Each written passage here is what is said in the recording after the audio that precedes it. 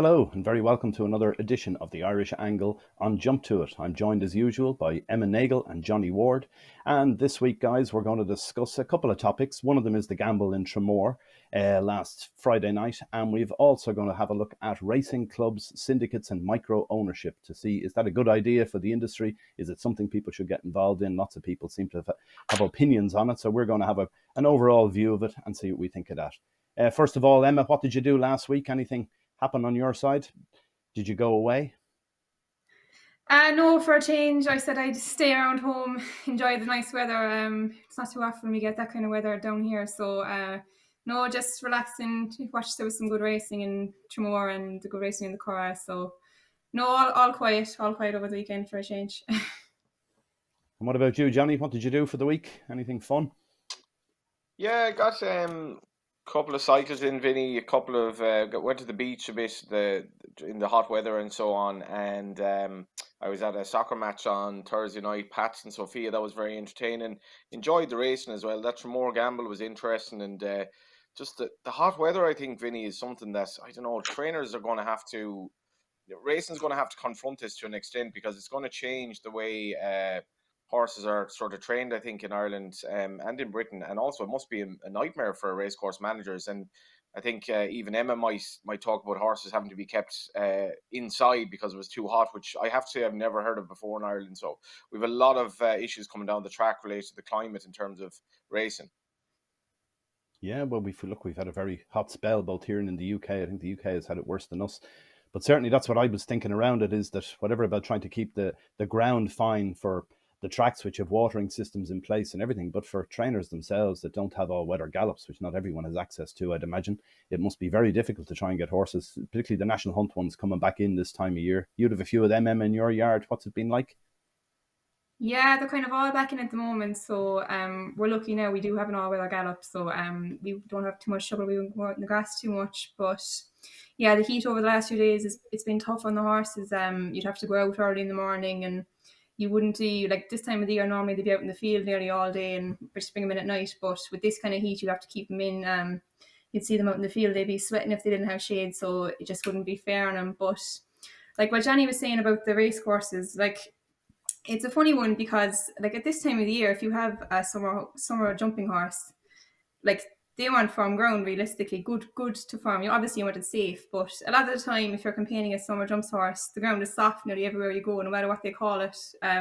You see them come in, they're covered in mud. So that's probably a different topic for another day. But yeah, this kind of weather, you should be getting nice, good ground. Obviously, water to keep it safe, but there's no excuses for soft ground anymore in this kind of summer.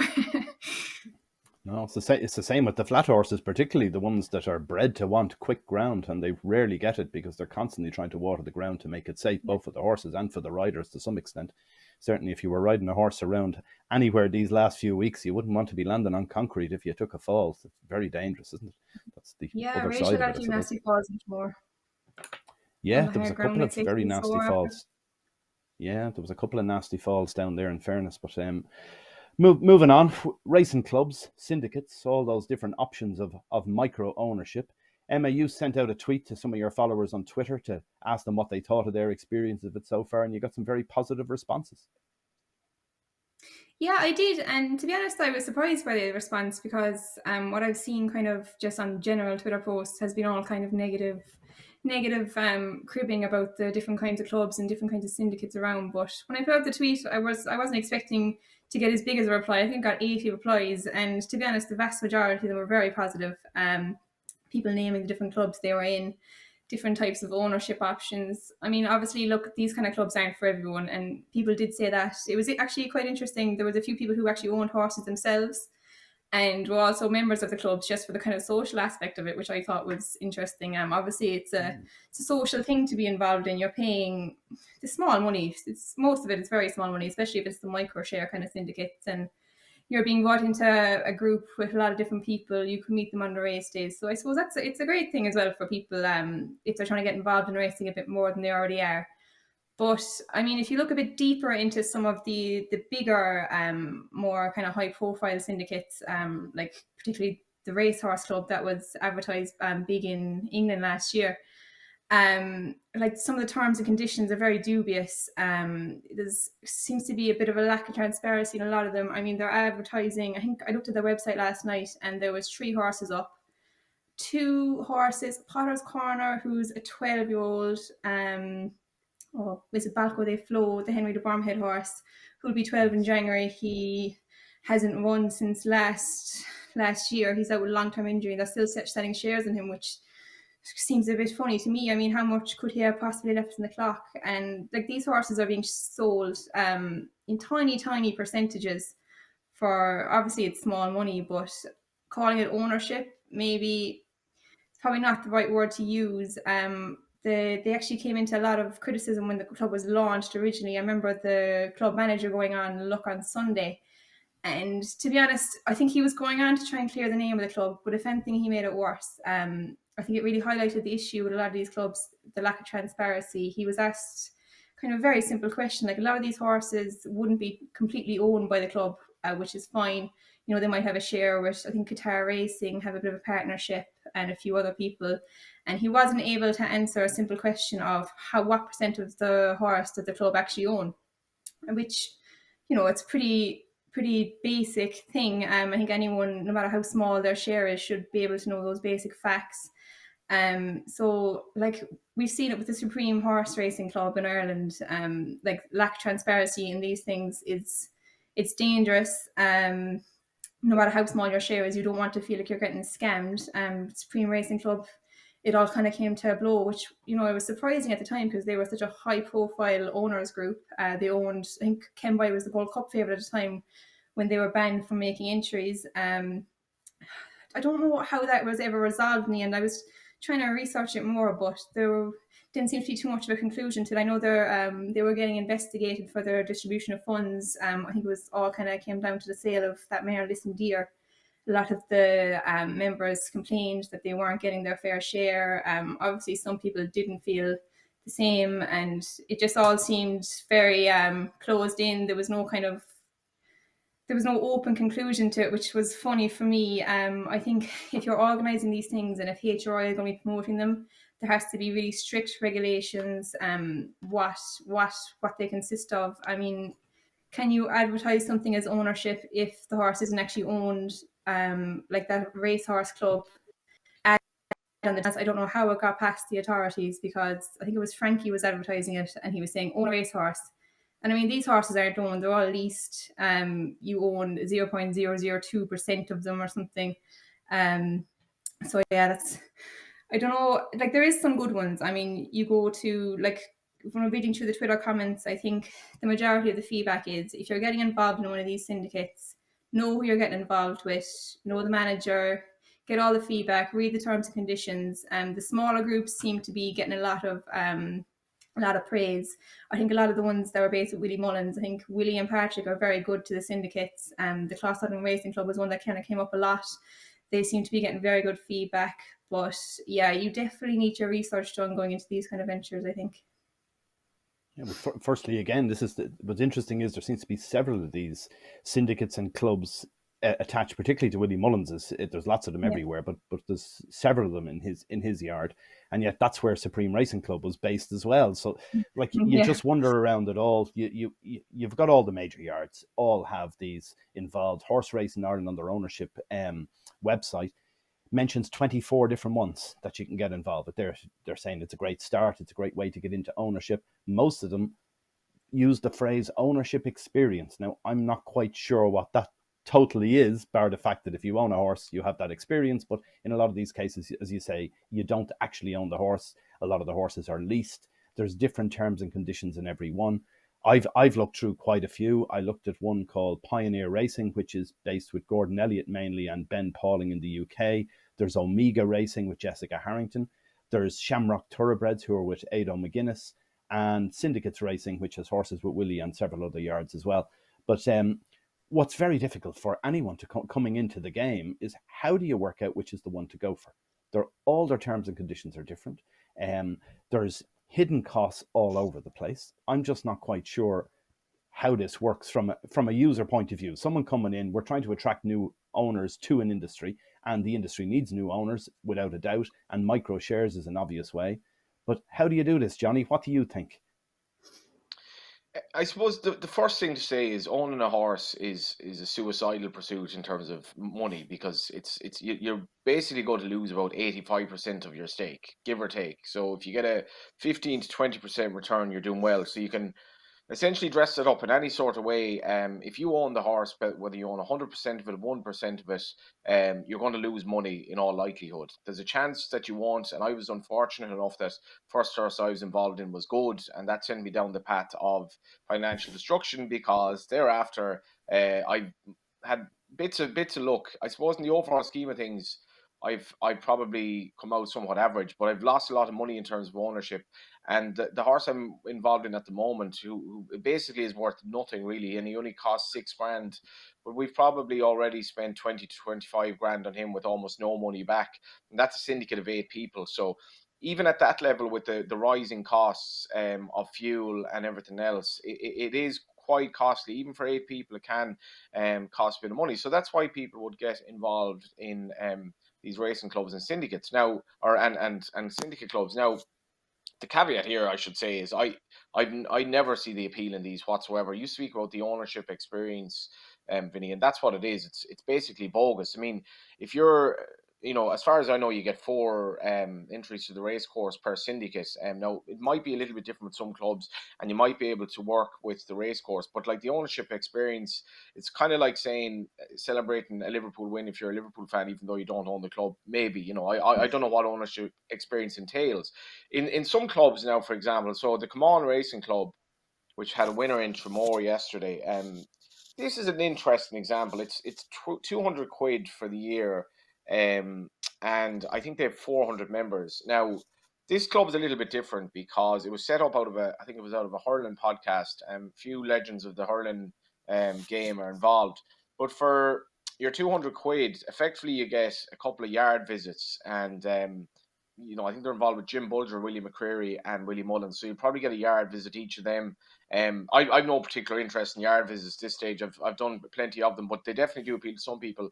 And then you might get a day out of the races. I think they had 40 people in Tramore yesterday, but they actually put a good bit of their money goes towards charities. One of them is the Hurling for Cancer charity. I forget what the other one is, but effectively you're getting involved for a bit of crack. You'll meet people. You have no ownership of the horse is leased. Now, if you want to get involved with thoroughbred racing, and they've done very well, and I would know some of the thoroughbred racing lads. We'll say if you paid 10%, what you might get on an average horse is, leaving aside the price of the horse, 2.5 grand for the year will get you training fees, HRI fees, insurance, and all the vets budgeted. That's all paid for. If you get involved in Sunday racing, you pay one fee up front, and that's it. If you get involved with Johnny Murphy's syndicate, which has gotten a fair bit of publicity as well, he's obviously an ex kind of rugby player, and he'd be fairly well known. Thoroughbred racing, what they do is you pay money in. They want to sell the horse after a year, give or take, and you get involved in a minimum of 2 horses to spread the kind of load around, and a maximum of 6 horses.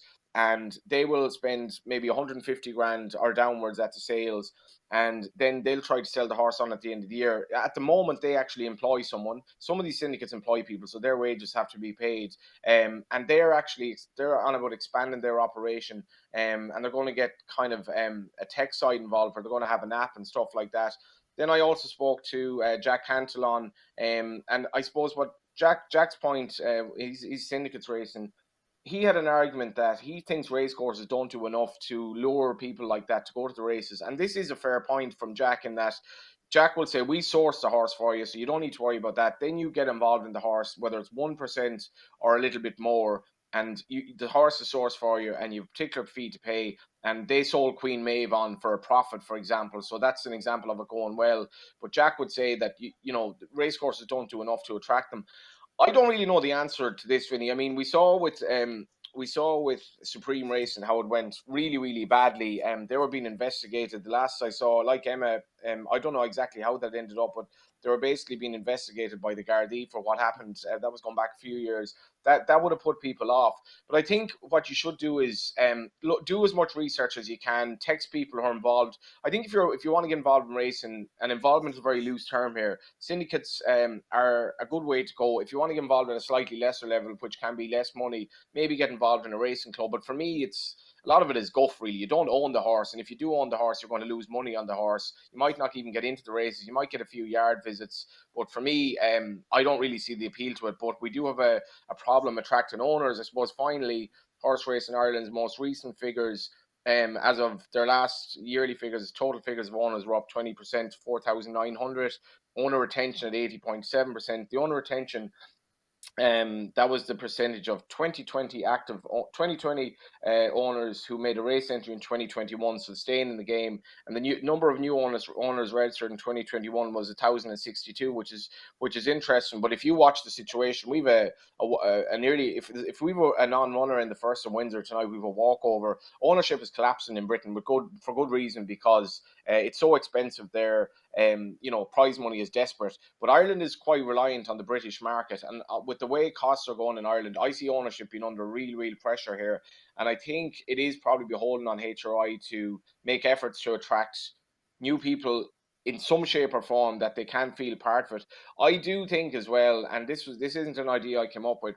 Somebody said to me before, the idea of a fantasy football for racing, I think, would be a very good idea, where you get involved in, you basically pick a stable of horses, trainers and jockeys for the year, and depending on how they get on, that keeps you interested in racing without actually having a bet. Because I think the ownership thing, a lot of it is guff, and a lot of these syndicates and racing clubs are selling you something that isn't actually there. Yeah. Well, you mentioned horse racing Ireland as well. Sorry, Emma, just saying, you mentioned horse racing Ireland, and they've a very light touch regulation on this. Considering we've had the Supreme Racing Club scandal, which is only 3 years old, you would think at this stage Horse Racing Ireland would just grab this and say, hold on a minute here now. Anyone who wants to set up a syndicate, a club or whatever, here's the strict terms and conditions that apply to them. Like, just looking in simple terms here. Three of the ones I picked out at random, and this is literally at random, I'm not saying anything good, bad or indifferent about any of them, but 3 of them. Pioneer Racing, they're charging $2,400 a year towards training costs. This is outside of what you pay to buy the horse. So, $2,400 a month is the training, is the amount apportioned to training. You go to the Omega Racing, it's $3,250 towards training. You go to Shamrock Thoroughbreds, it's $2,750. And then there's other caveats within this, that it doesn't cover vets bills beyond a certain amount, and there's other administration costs regarding Horse Racing Ireland as well, which again, if Horse Racing Ireland wants to promote these, and yes, they should be promoted to some extent, because we're trying to get people involved in ownership of horses in racing, which is good for the sport overall, the more we can get in. So surely they should, any racing club, any syndicate of a particular that meets certain criteria should have no administration costs on the Horse Racing Ireland side. Nothing to register the horse, nothing to register colours and so on, because a lot of this money is being soaked up there, as well as the obvious training costs and the other expenses in it. But maybe there could be something where Horse Racing Ireland could subsidise the better clubs or the ones that meet certain criteria. And then you'd know that here's the 5 that Horse Racing Ireland say are perfect for you to get involved in. There's no risk whatsoever. You will get exactly what it says on the tin, which at the moment it's very difficult to know what you're getting on the tin, because there's so many tins and so many different small print all around it. Anyway, we've probably talked enough. Emma, you were going to come in there with something around that after Johnny as well. Just finish off with that. Oh no, I was just saying, I do like the idea. Like, it's big in America and Australia, and it's definitely a way to get people interested in a kind of a more intense way than they already are. Like, I remember I was at Gorham Park one day, and the Supreme Horse Racing Club, it was back when they were going, and they had a bumper winner, and I couldn't believe the excitement out of all the lads inside the parade ring. They were just going mental, and I mean, it was just a bumper in Gorham Park. Like, so I think, like, if it's done right, like as you were saying, if it's well regulated, and I think the numbers in the club should be limited to a certain amount, so people are getting a real experience rather than being a micro owner or whatever they want to call it. But yeah, no, like, it's definitely an idea. I think that should be pursued and, like, developed further by HRI, and, as you said, regulated well. And I think it could be real stepping stone to find new owners in racing, definitely. Just before you finish up on that, like the different clubs will say the Blackrock race, and they're for past and present students. So that's kind of a nice idea where it's a select club because you had to be basically from that neck of the woods, and you're by default you're going to get involved with friends essentially, and that's kind of a nice idea. Like the lads that won in Tramore yesterday, like the horse went off odds on, and they got a great kick out of it. I mean, it wouldn't appeal to me. You know, you're involved in a club, you've no ownership of the horse, but it brought 40 people racing yesterday. You know, it could bring more people racing the next day, and 40 people makes a difference at race meetings, even though Tramore was well attended. And some of their money is going to charity. Now, that's a lovely idea as well. So, in fairness, as you say, Vinny, there's even among those 20-25 odds, there are different terms, there are different kind of I suppose narratives around them, and maybe something will appeal to you. I wouldn't advise anyone to get involved in them because you're going to lose money and you don't own the horse. Really, you know, you might own a percentage. It wouldn't be for me, but if you are interested, look up the terms, conditions, and do due diligence because it's not really done by the authorities. That's fair enough. All right, we're going to move on to the next thing, which is Friday night in Tramore. We had a bit of a betting coup, Johnny. You can lead us in on this one. Yeah, this was staggering by any language because you know, I suppose if you're looking at these gambles on multiples, I would kind of describe it a bit in the sense of The Big Short, the novel and the movie, which Christian Bale is one of the characters in. He plays Dr. Michael Burry, who essentially predicts the fall of the housing market, the subprime lending in the US, and he was betting against like the safest basically bonds that were ever out there, and the banks were laughing at him.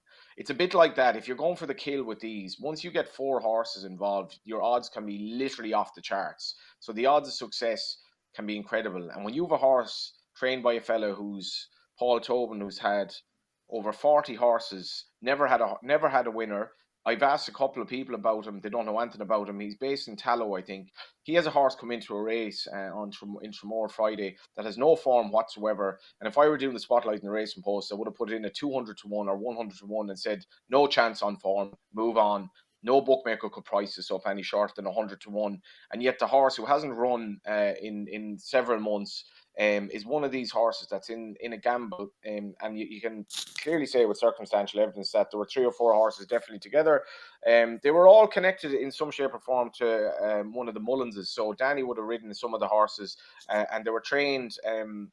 Willie trained the horse in the bumper. Emma trained the first horse, which was So Scottish. Space Tourist, Jonathan Fogarty, was with Willie Mullins in the bumper, and then Tony Mullins had a horse as well, Molly Fantasy, for Shantou Limited. Willie's horse in the bumper, that was the owner's first ever horse. So you are trying to see how do you connect these together. Obviously, So Scottish had some runs, had run very well in the bumper first time, had kind of struggled a bit over hurdles, trained by Emma Mullins. And Emma Mullins, in fairness, a lot of his horses are often the subject of gambles and so on and so forth. Nothing wrong with that. But that horse was running in a race in which no horse in the race could have ever run a race under National Hunt rules, so that kind of renders it a race that's probably by default isn't the strongest. But around about 9:30 anyway that morning, these horses were backed in multiples, and if you're a bookmaker here, I mean, what do you do about this? You have your tricks and balances, your checks and balances in place, probably since Barney Curley and the Charles Burns multiples of the past, but there's no way you could connect these horses. Now, the problem for me here is why is our stewarding situation such that if a horse hasn't run in the amount of time that the Tobin horse hadn't run 2 + 2 equals, there was no stewarding inquiry into this, because this makes an absolute mockery of form. There's no way how did this horse show this improvement? I know the mare had been off for so long, but the improvement was exponential. And how could anyone in their right mind back this horse at the price it was on track, which was 5 to 4, 6 to 4? But people did back it. So what did they know? Why were they backing this horse? And where did this improvement come from? And how do the stewards have rules with a time frame lapse that says there's no point looking into this? Because Emma Mullins' horse in the first bounce back to form, a lot of it is window dressing from the stewards, but you have to ask questions. And for me, at one level, I admire the ingenuity in this, because if you're thinking about this, if this were a genuine coup, the thought process that goes into this, and the amount of money and time in investment to have all these horses kind of ready for this day. If this were the case, if they were ready for the day together, which it looks like they were, because why were they all back together?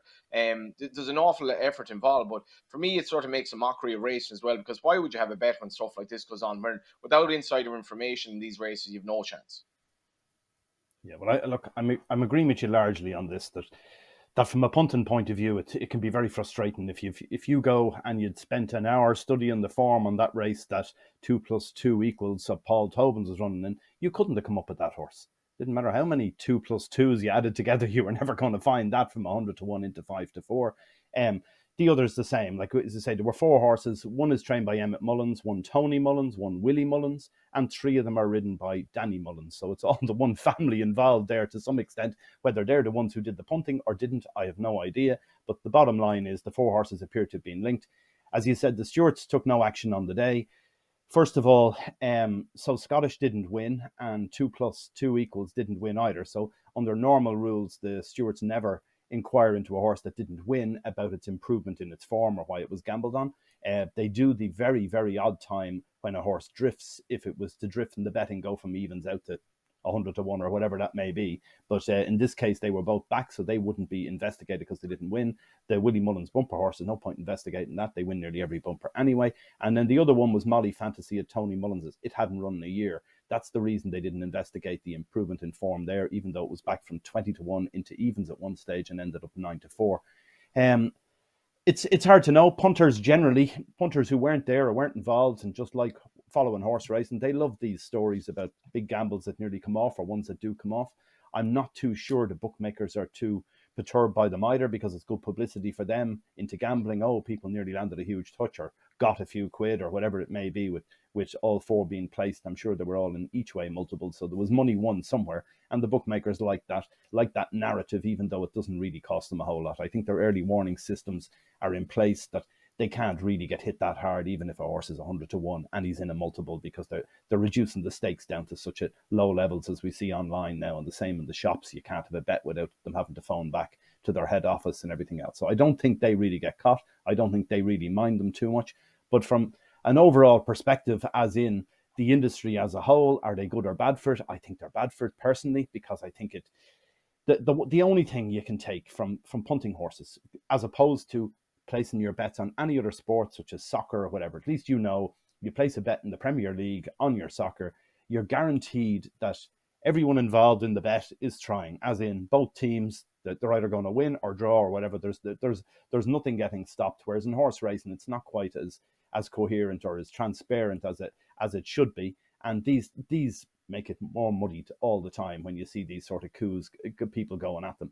The other thing I'm on about recently is you have an awful lot of beaten favourites in Ireland. You've beaten favourites everywhere, I suppose. But the difference is in Ireland, they just ignore them. So you see horses that run below expectations time and time again, and there's no question asked. Even a simple question to a trainer who had an even money favourite that pulled up 3 out in Tramore the other day, surely the stewards can go and just ask the trainer, jockey, any excuse, anything happened there, and all of a sudden you'll be told, oh, the leather broke, or oh, it didn't eat up this morning, maybe that was the reason. At least you have something in your mind to say, okay, there was a genuine excuse here, we move on.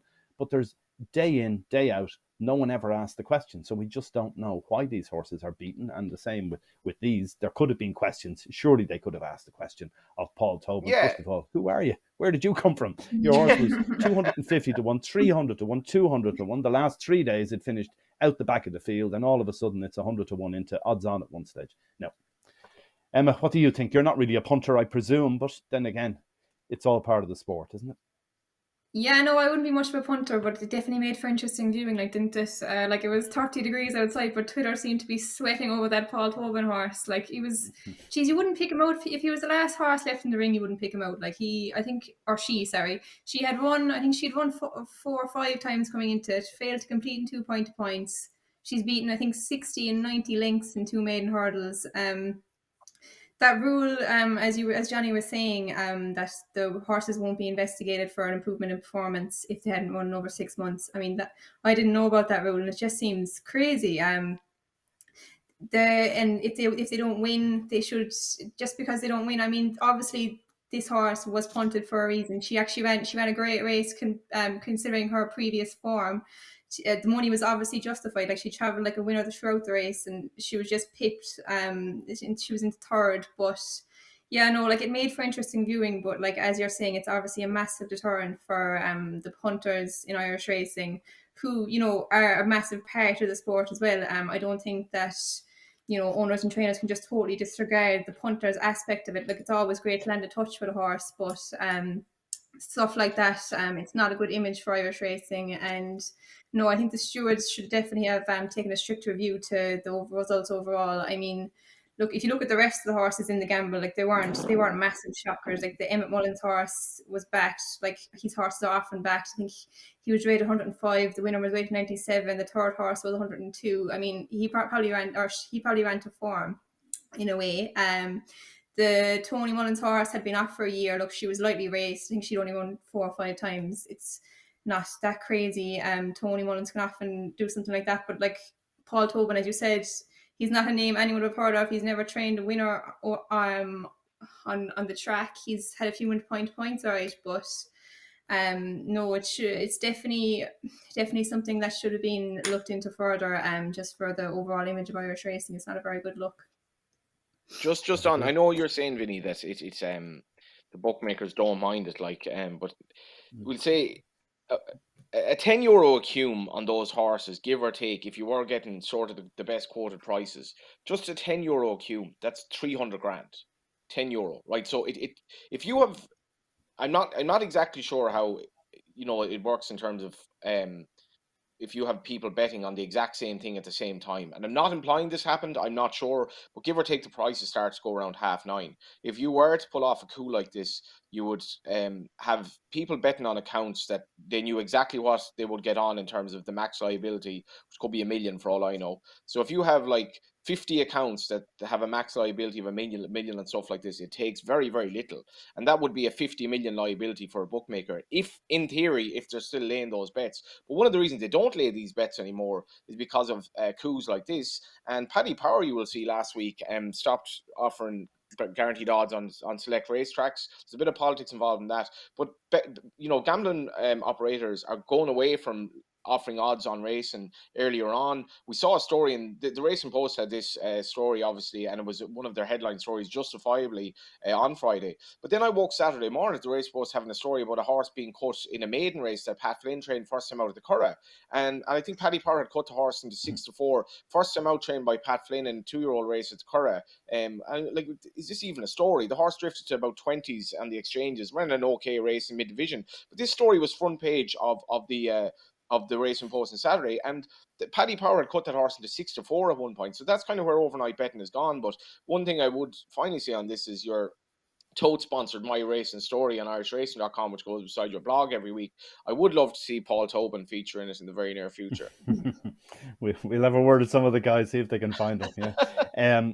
The last thing then we're just going to have a quick look at was Aidan O'Brien's good colt Luxembourg ran at the weekend in the Curragh, the Royal Whip Stakes. Johnny, what did you think of that performance?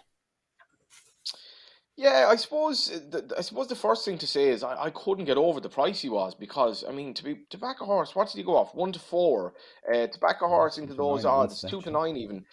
2-9, yeah. He went off 2-9. To back a horse at those odds with as much as he was well in sort of at the weights and that, and mile and 2 could even be something like his ideal trip. I thought it was extraordinary.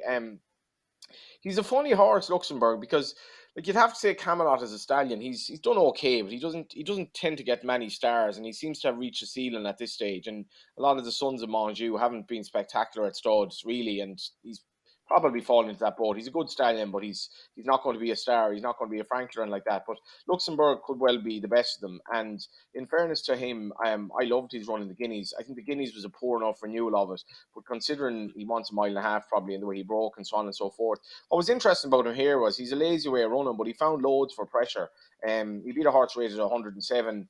I would say a little bit snugly by a neck. And Aidan O'Brien said he'll come on 20 to 30% from the race, which is an astonishing thing to say, really, considering horses are supposed to be fit for the day. But, you know, that's fair enough. He's had an injury. And I think he'll be, if he goes to Champion Stakes, I think it'll be fascinating. But you couldn't be excited by it. He was a 2-9 shot that essentially fell in, Vinny. Yeah, 2 to 9 shot, back from 8 to 15 the previous night, talking about these nighttime gambles. So there was plenty of money from all over the weekend coming into it. As you say, Aidan says he was somewhere between 70 and 80% fit. People will tell you that's a misnomer here, because horses can't be 70% fit or they wouldn't be able to gallop, and they do themselves injuries. They do muscle injuries, which is what this horse had before. So you wouldn't expect he'd be sending him out 70, 80% fit. I'm not quite sure how much he improves, but he's going to have to improve. What do you think, Emma? Has he any chance in an Irish Champion Stakes coming up in another, 6 weeks or so? Yeah, like as Johnny said, he didn't really run like a 4 to 9 or 2 to 9 shot. I think he went off, was it? But no, I think what you would have to remember watching the race is that this is a horse, he suffered a muscular injury behind before coming to the Derby, and those kind of injuries are very tricky for a trainer to deal with. You have to be very gentle with them, not to aggravate it again. So I'm sure Aidan hadn't pushed too many buttons with him. I was saying he's 70 to 80% fit. I think he was probably simplifying it a bit for purposes of the interview. But I think what he probably meant is he hadn't done a whole pile of really strenuous, fast work with him. He's probably just trying to keep him tipping over. And this was probably his first major bit of work, I'd presume. And look, it went well as a piece, like I suppose you could treat it as a piece of work in a way. It's a prep for the Champion Stakes, and as it goes, like they went to slow pace and he quickened and he battled away, and he beat the mare, who's like she's no slug either. She was only tipped off by Mother Earth, the 1,000 Guineas winner, at the Cora back in March. So like she's no donkey either. Like, so to do that quite well. I saw a few people cribbing his head carriage. His head was up in the air a bit, but to be honest, I wouldn't take too much notice of that. Like he kind of races like that anyway, really. Like, yeah, that's the kind of Monju kind of line in him, isn't it? They all kind of do that. But no, I thought he showed a good enough old attitude to battle back, and like she looked like she was going to take over from at one stage, but he got his head back out in front. So I wouldn't be deterred from him by the run. Obviously, you wouldn't be filled with confidence after it, but yeah, I wouldn't put anyone off backing him in the Champion Stakes. Obviously, he'd have to come on a lot, but with Aidan O'Brien training him, you'd imagine he will. Yeah, I'd agree. I think he's a chance in the Champion Stakes. Let's see what turns up for that. Let's hope it's one of the races of the season. It normally is one of the best races in the flat season. And then this week we've got York is on, the York Ebor meeting. The big Ebor is on Saturday, which was won last year by Sonny Boy List and Johnny Murta. We've got a load of Irish entries through the week, so hopefully we'll come back again next Monday and we'll dissect some of that. Let's hope there's some Irish winners in York, and that you back a few winners if you're having bets during the week. Enjoy the week anyway, and we'll be back this time next week to have another chat on the Irish Angle.